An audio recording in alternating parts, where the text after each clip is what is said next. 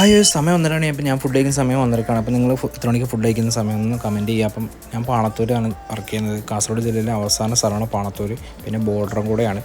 അങ്ങനെ നമ്മളെ പാണത്തൂർ 40 രൂപ കഞ്ഞി കിട്ടുന്ന സ്ഥലം നിങ്ങളെ കൂടെ പരിചയപ്പെടുത്താമെന്ന് വിചാരിച്ചു. ഞാൻ റീസെൻ്റായിട്ട് 4-5 മാസമായിട്ട് ഫുഡ് കഴിക്കുന്ന അവിടെ നിന്നാണ്. നല്ലൊരു ഫുഡാണ്. ഇപ്പോൾ കഴിച്ചിട്ടുണ്ട് ആൾക്കാരാണെങ്കിൽ ഒന്ന് കമൻറ്റ് ചെയ്യുക. അപ്പം ഞാൻ ഈ റോഡ് ക്രോസ് ചെയ്ത് വന്ന് ശ്രദ്ധിച്ചാണ്. അപ്പോൾ നിങ്ങൾ ഇതുപോലെ റോഡ് ക്രോസ് ചെയ്യുമ്പോൾ നല്ലോണം ശ്രദ്ധിച്ചു പോയി ഇരുവശവും അല്ലെങ്കിൽ അപകടം സംഭവിക്കും. അപ്പോൾ അമ്പലത്തിൻ്റെ അതേ സൈഡ് തന്നെയാണ് നമ്മുടെ ഈ ഹോട്ടൽ സ്ഥിതി ചെയ്യുന്നത്.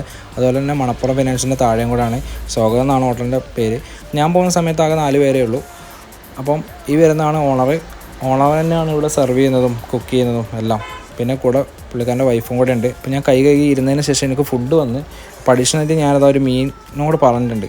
അപ്പം 40 രൂപയ്ക്ക് നമുക്ക് കഞ്ഞി 4 കറിയും മോരും കിട്ടും, പപ്പടവും കിട്ടും കൂടെ. അപ്പം ഈ തണുത്തിരിക്കുന്ന സമയത്ത് കഞ്ഞി കുടിക്കാൻ നല്ലൊരു ഫീലാണ്. ഇപ്പോൾ ഞാൻ കഴിച്ചുകൊണ്ടാണ് വീഡിയോ ചെയ്യുന്നുള്ളത്.